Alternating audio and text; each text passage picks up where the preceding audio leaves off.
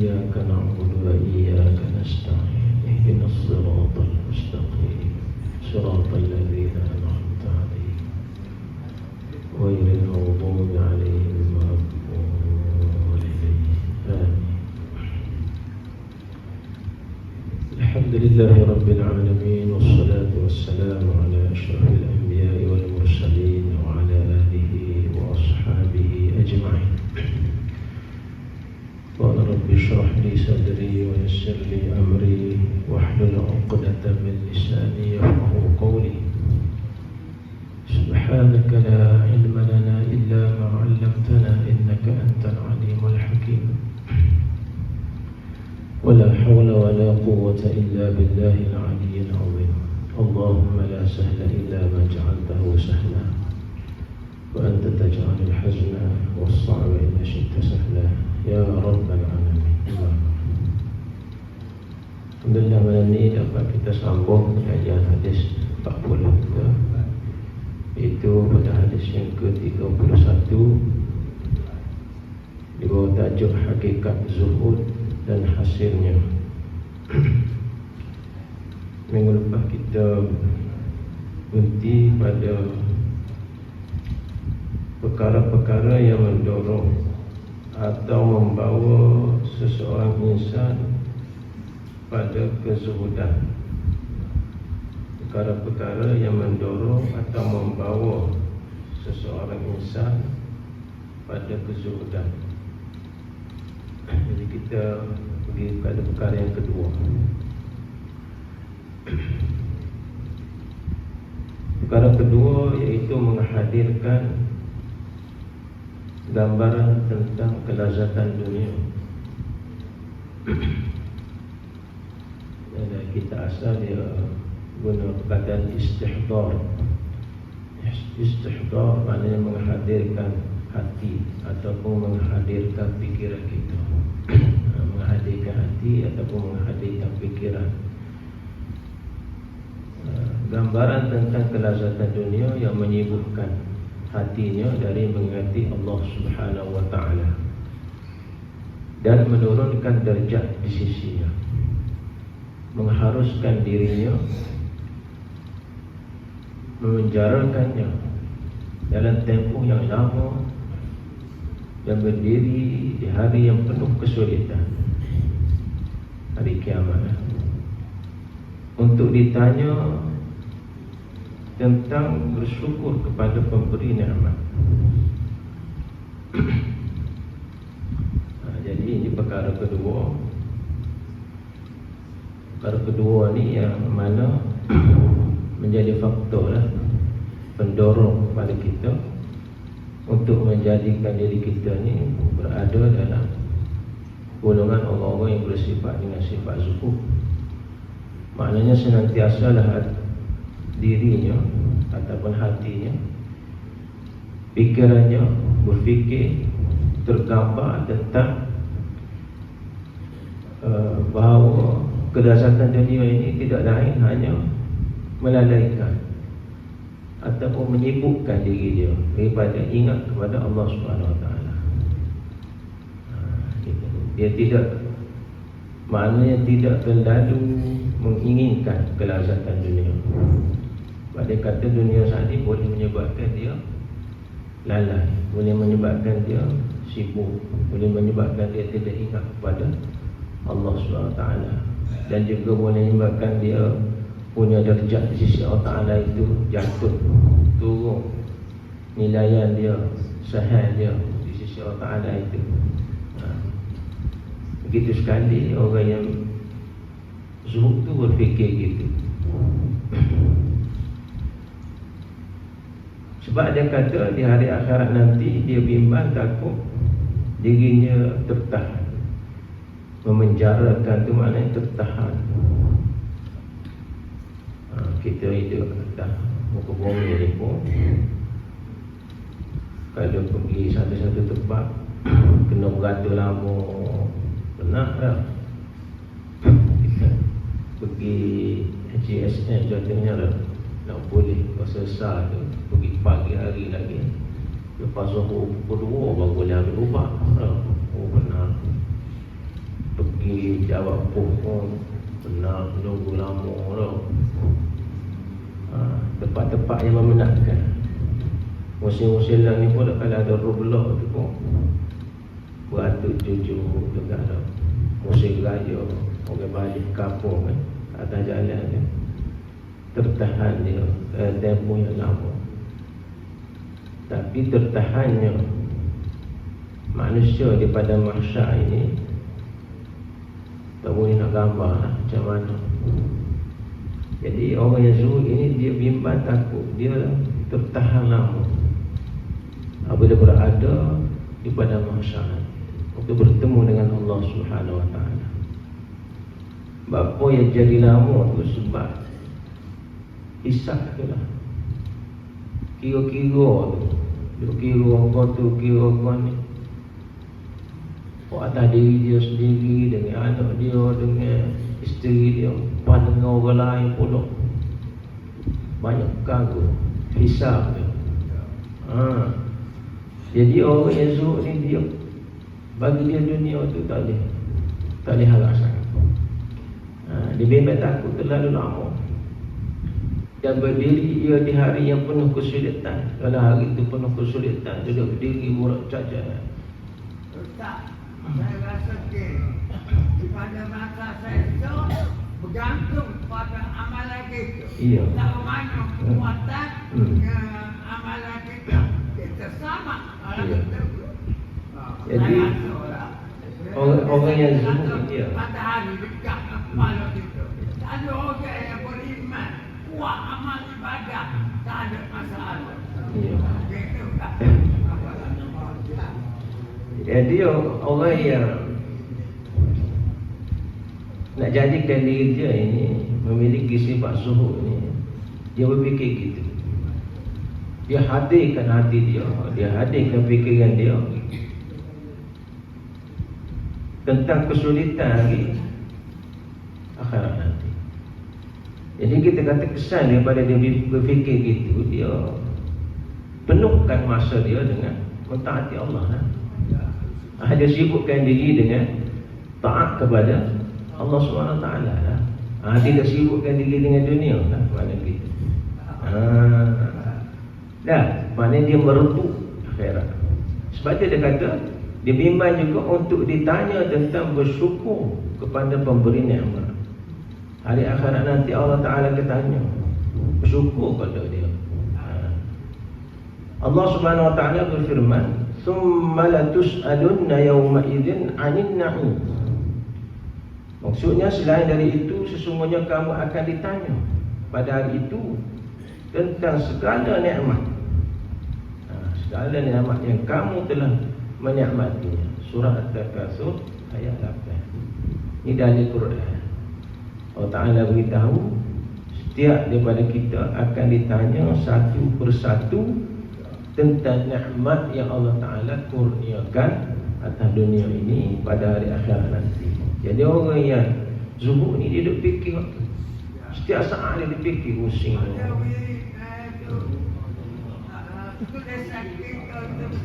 Ya. Pusing ada fikir macam mana saya esok ni. Jadi gitu.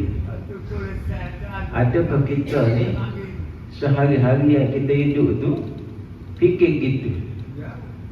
Jawab rasa celek mata fikir nasi lauk tu lah. Kedai kopi tes cawan, kopi cawan tu lah. Pak Piti boleh buat pusing hari ni. Ya. Bantuan ke mana nak hidup ni tu. Kita fikir tu. Berapa orang fikir kesulitan akhirat nanti ni? Hanya orang-orang yang zuhud saja. Sebab apa? Sebab dalam satu hadis Nabi disebut, la tazulu ta'ifatun, la tazulu qadama 'abdin. Hadis tadi itu berkaitan dengan Palestin tu. Apa ni awal duduk fikir Palestin, mari hadis Palestin. La tazulu ta'ifatun min ummati zahirina 'alal haqq. Itu hadis berkaitan dengan orang Palestin. Lebih kurang punya dia. Hadis ni la tazulu ta'ifatun, la tazulu qadama 'abdin. Yaumal qiyamah hatta yus'ala an arba'. Maknanya tidak berganjak dua tapak kaki seseorang hamba pada hari kiamat itu sehingga disoal, ditanya tentang 4 perkara. Jadi selagi dengan ayat Quran Allah Ta'ala ayat sana, manusia ni akan disoal tentang nikmat. Nabi pula hurah balik, Allah Ta'ala akan soal sesuatu 40 detik. Betul. Ya. Hanya secara serangga buat salah. Dia tahu ada apa tulisnya masih uji dia salah. Dia taubat dengan Allah Ta'ala. Dia ada pandangan Allah Ta'ala kesapu. Yamhullahu ma yasha. Allah Ta'ala sebut Al-Quran kan. Allah Ta'ala kesapu kalau kita bertaubat. Taubat nasuha. Taubat nasuha. Jangan taubat main-main.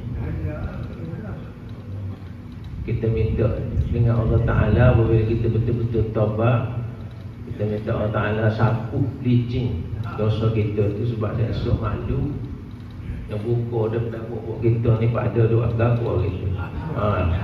Dari bilik surga, sudah hijau. Api tengok, tu email tengok, tu bila tengok. Lagu ni pada mari semaya hari-hari pun di rumah contoh. Dah. Orang tak tahu kata dunia, siapa tahu tu dah. Pada surga ya tahu. Tapi saya sebab tak taubat kau tak nak buka tanya. Oh nyanyi dah. Tapi bila kita taubat kau tak nak sapu. InsyaAllah mudah-mudahan kita dah. Jadi tadi apa tadi sama ya? An umrihi fima afnah. Pertama sekali tentang umurnya, pada apakah yang ia apa nama ni habiskan. An umrihi fima afnah. Umur dia tu bermula daripada akhir balik tadi 15 tahun. Waktu muda, dewasa dah, tua, dua agama. Buat apa umur tu? Waktu hari nyawa sosek tu dah. Awak jatuh geruk 60 detik 1 minit tu dua agama. Ni pokok sufi, pokok tasawuf ni. Ya siapa kira kau tubik nyawa sosek ni. So tubik masuk tu dia kata mau berzikir ke Allah Ta'ala pun mau lala. Dia tak suri walaupun senapah pun tak ingat Allah Ta'ala. Ini rezeki juga. Sebab Allah Ta'ala akan soal an umrihi fima afnah, tentang umur. Umur kita lah, tak secara umur orang lain. Umur kita orang lain dia tanggung sedikit lah umur kita. Kita buat apa masa muda dulu, start umur 15. Tak semaya kau poso, kau tak poso dah. Berzina kau, main tino kau dia nama muda kan. Dia ada ganda orang tino dah. Tak ada selihah.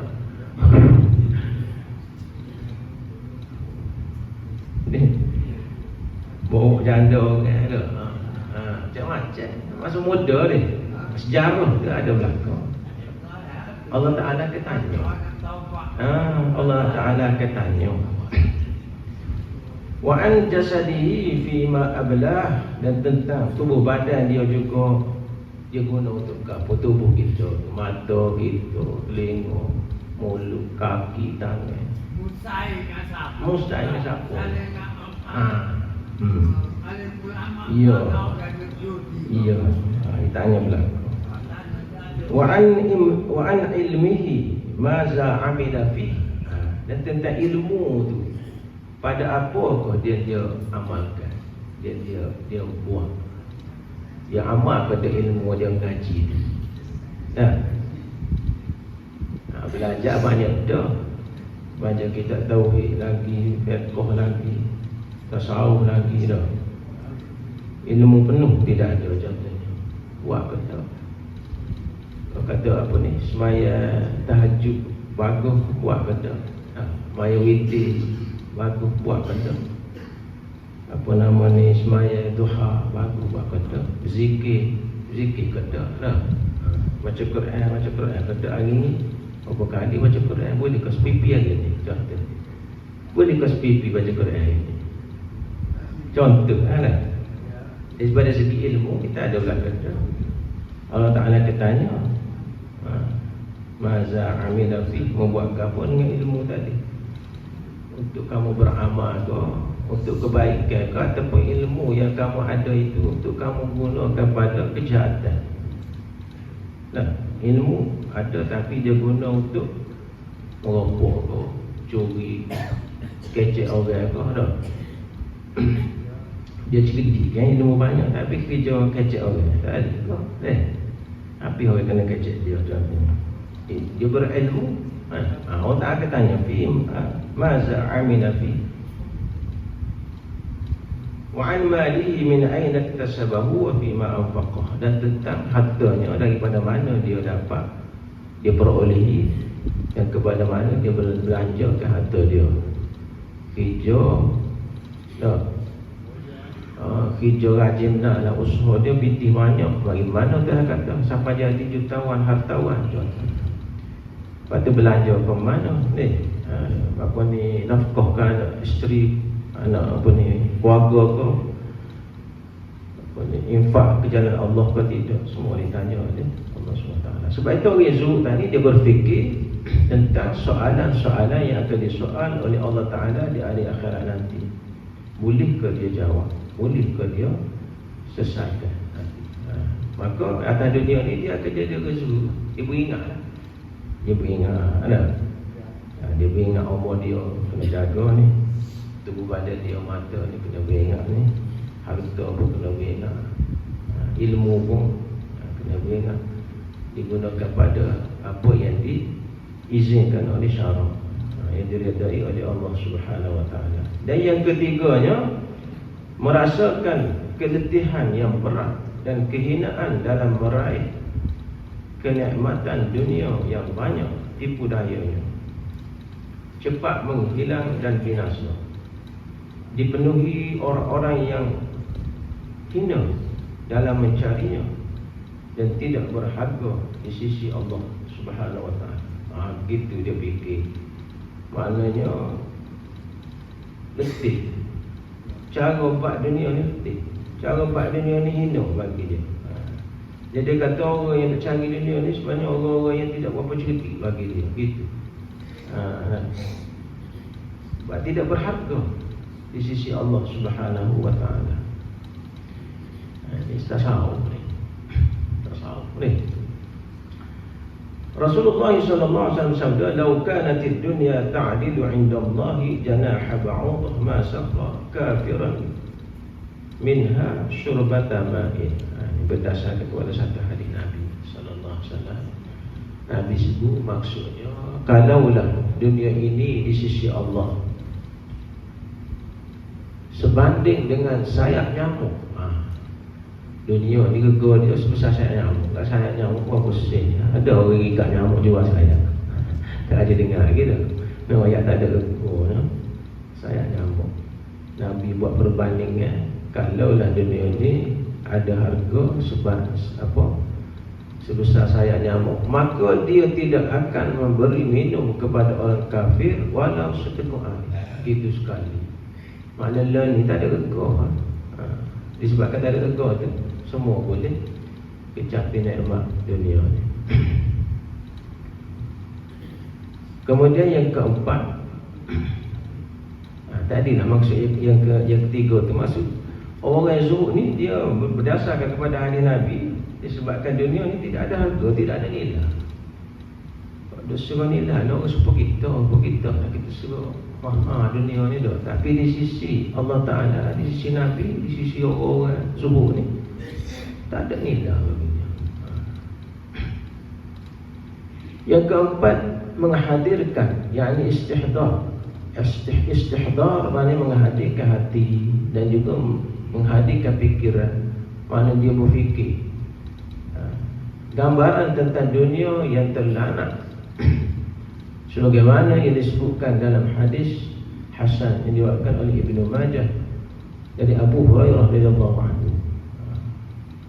Tak di dunia tak ada hukum, di dunia hak dilaknat pula. buat kecamat terhadap dunia tu lah. Sebab tu kalau kita tengok kisah para sahabat radhiyallahu anhu, di antaranya Abdul Rahman bin Auf. Abdul Rahman bin Auf ni seorang sahabat yang kaya, jutawan, hartawan, dia lah kaya, ribu-ribu binatang, gapo, duit pun banyak. Dia orang pandai berniaga, Abdul Rahman bin Auf. Diceritakan satu hari, ni kita dengar cerita je lah, sebab kita nak tiru dia, tak serupa dia, tak serupa. Dia bukan masalah sesak ni, masalah amalan. Masalah amalan. Satu hari dia terlewat sembahyang dengan Nabi, bukan terlewat sakah dua kah, terlewat takbiratul ihram. Dia jadi masbuk, tak jadi muafiq. Dia gigi Nabi takbir dah. Jadi masbuk dia tu. Hari tu sekali je, tak ada. Bukan ada rakaat pertama pun. Dia jadi masbuk. Mana tak ada baca Fatihah sekarang itu imam. Nah, dia masbuk kan, dia tak ada Fatihah dengan dia nak baca Fatihah, dia tu tak ada. Sekarang itu imam itu masbuk. Lepas maya Nabi nasihat tegur selalu dia. Ya Abdul Rahman, wah nak sibuk laju hari ni nego gini nasihat. Nasihat selalu mungkin Nabi. Lain kali jangan ada sibuk sangat dengan dunia tu. Dia kaya dah, dia kerja kuat. Lalu dia buat ke Nabi, kalau lagu tu aku nak sedekah semua harta aku tadi. Mana kaya? Sebab dia kata nak tebus pahala dia tak ada, tak kebis sekali kata iman tadi. Nabi jawab kan dia tak pandai. Kalau mu sedekah semua harta mu ada pun tak pandai. Dengan pahala mu terlepas tadi. Besar kita mustahil. Itu yang berkata tak nak tiru dah kita ni. Mungkin tak ada rakaat pertama, dua kadang-kadang dan tahiyat kata sama-sama dah. Berapa banyak kita ketinggalan dah disebabkan dunia kita ni.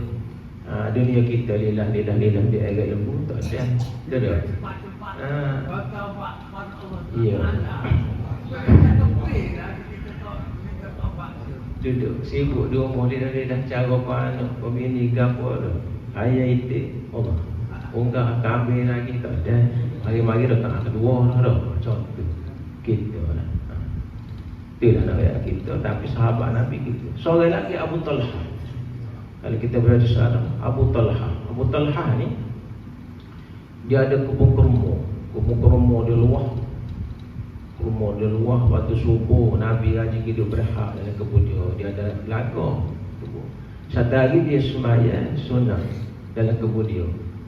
Tengok sembahyang sunat, dia tengok burung duduk mai atas rating. Dah lompat mana. Dia tengok sudah sembahyang, dia kata dia tak kosong lagi. Disebabkan dia tidak kosong, dia tengok burung duduk mai atas pokok-pokok kurma dalam kebun dia. Dia pergi jumpa Nabi, dia sedekah, dia wakaf semua kebun dia saat ni di jalan Allah SWT. Anak sahabat Nabi radhiyallahu anhu. Kita kalau lewat tadi sebab kambing, nak sedekah kambing semua dah. Aku posek dah. Sebab kata gala, esok panggil jumpa TMA ambil kata gala tak disejik, apa tak dilewat mai muda. Penuh disejik hari kata gala, lori, lembu, kambing, mana nu pokok kita sedekah belakang.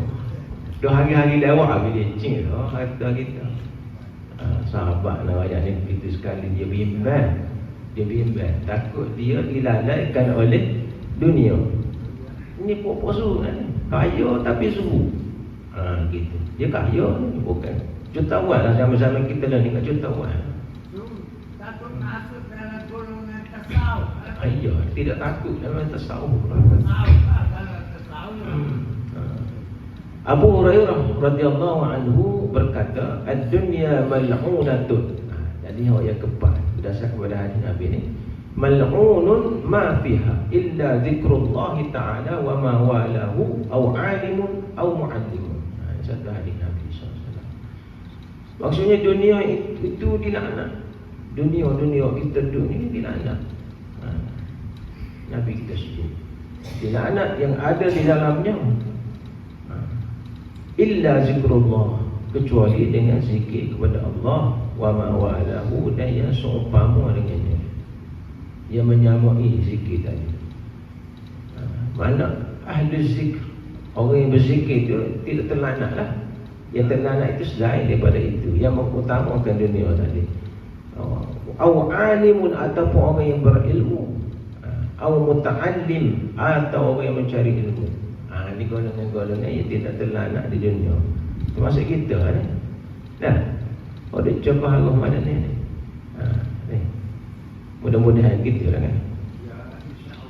Dalam riwayat lain disebut illa ma batagha bihi wajh Allah Ta'ala, ataupun melainkan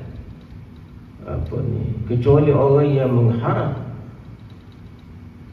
wajh Allah Ta'ala, ni maknanya ikhlas kepada kerana Allah Ta'ala dalam melakukan kerja. Al-mukhlisin, orang yang ikhlas. Dan orang yang ikhlas itu juga tidak termasuk di kalangan golongan yang terlaknat di atas muka bumi Allah SWT di dunia ini. Jadi kita kena rebutlah peluang ni, peluang untuk mencari ilmu. Ada majlis ilmi, kita rebut, kita cari, kita lah. Sebab apabila kita nak pergi meletakkan diri kita dalam majlis ilmu tu, mari ganggu lagi.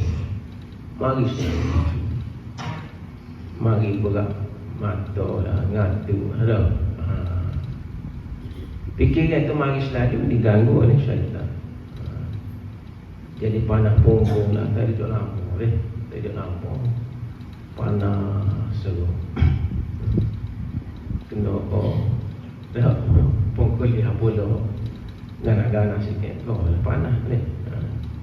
Sebab dia tak serupa dengan kehendak kita. Contohnya kena lah, kena sabar, kena dengar. Sebab kita kata ibarat kehidupan ni, ibarat kehidupan ni, benda yang kita suka tu, contohnya nasi minyak, nasi arak, ais kering, sedap sedap. Tapi katanya begitu, kalau makan dia bahaya kepada kesihatan. Kalau makan banyak, orang kecil mani, orang darah tinggi. Tapi makan sedap kan.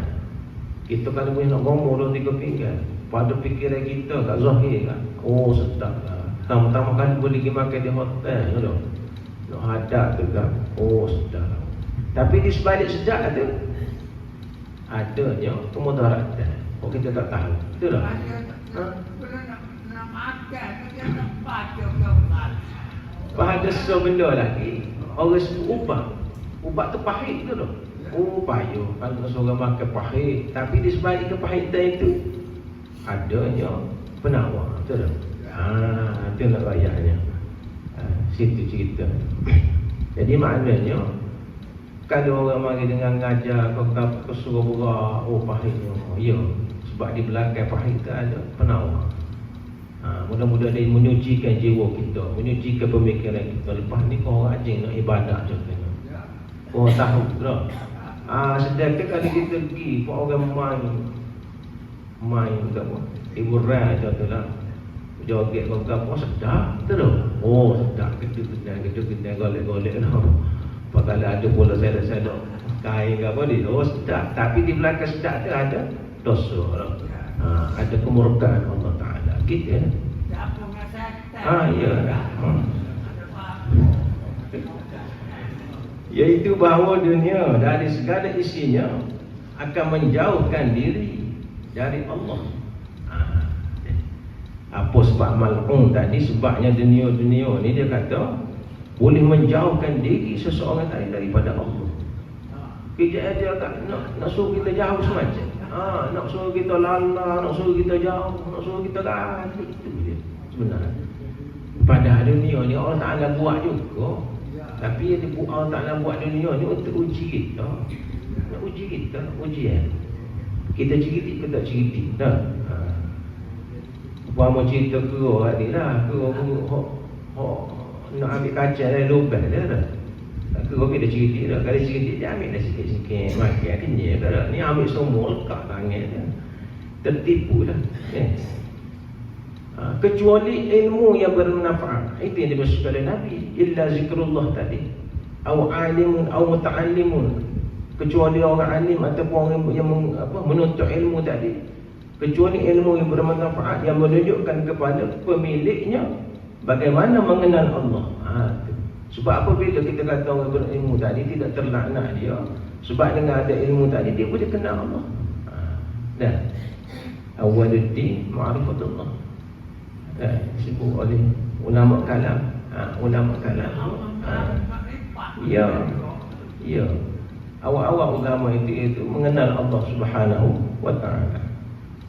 Macam mana kita nak kenal Allah jika kita tidak ada ilmu? Bahkan kalau kita belajar ilmu tauhid itu, kalau sebagai orang awam untuk kita kenal Allah, mungkinlah cukup dengan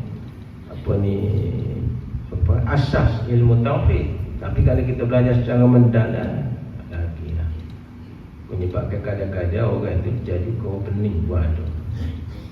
Pening. Dia panggil apa, gila iseng apa tu. Pening mabuk gitu sebab dia asas ilmu tu tak ada. Tiba-tiba dia ngaji ilmu mengenal Allah tu, ilmu tauhid tadi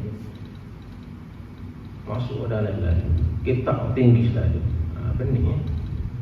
Kena ambil basic-basic. Sebab dengan ilmu tadi kita dapat mengenal Allah Subhanahu wa ta'ala dan mendekatkan diri kepadanya. Apabila kita kenal Allah Ta'ala, kita akan mendekatkan diri kepada dia. Wow, kita rasa ada nikmat, ada zul, ada keinginan untuk kita beribadah kepada Allah. Dan ni apa kita tidak mahu nak ibadat dan meningkatkan ibadat kita kepada Allah SWT, sebab kita tak berapa kenal Allah. Tahu sebut Allah tapi tak kenal. Ya, tidak kenal. Dan mendekatkan diri kepadanya serta berzikir dan yang mengikutinya, yakni yang seumpama dengan zikrullah tadi. Zikrullah yang kita belajar sebelum ni dengan makna yang luah lah. Termasuk majlis ilmu juga zikrullah. Zikrullah. Orang duduk dia berfikir tentang kejadian Allah Ta'ala itu pun zikrullah. Baca Quran pun zikrullah, banyak kan. Dan perkara-perkara yang akan mendekatkan kepadanya. Golongan ini sahaja yang tidak terlaknat atas dunia ini. Mudah-mudahan kita tergolong dalam golongan inilah yang tidak dilaknat oleh Allah SWT atas muka bumi. Wallahu a'lam. A'udzubillahi minasyaitonir rajim. Bismillahirrahmanirrahim. Alhamdulillahi rabbil alamin, wassalatu wassalamu ala asyrafil anbiya'i wal mursalin wa ala alihi wa sahbihi ajma'in. Allahumma ja'al jam'ana hadza jam'an marhuma wa tafarraqana min ba'dihi tafarruqan ma'suma. ولا تجعل اللهم فينا ولا معنا ولا من يتبعنا شقيا ولا مطرودا ولا محروما يا رب العالمين. اللهم زدنا علما وارزقنا فهما. وصلى الله على سيدنا محمد وعلى اله وصحبه وسلم والحمد لله.